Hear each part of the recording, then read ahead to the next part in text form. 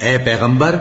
تم دیکھو گے کہ مومنوں کے ساتھ سب سے زیادہ دشمنی کرنے والے یہودی اور مشرک ہیں، اور دوستی کے لحاظ سے مومنوں سے قریب تر ان لوگوں کو پاؤ گے جو کہتے ہیں کہ ہم نصارہ ہیں۔ یہ اس لیے کہ ان میں عالم بھی ہیں اور مشائخ بھی،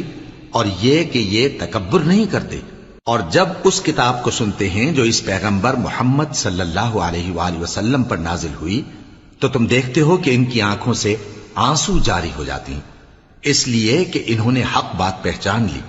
اور یہ اللہ کی جناب میں عرض کرتے ہیں کہ اے پروردگار، ہم ایمان لے آئے سو تو ہم کو ماننے والوں میں لکھ لے، اور ہمیں کیا ہوا ہے کہ اللہ پر اور حق بات پر جو ہمارے پاس آئی ہے ایمان نہ لائیں،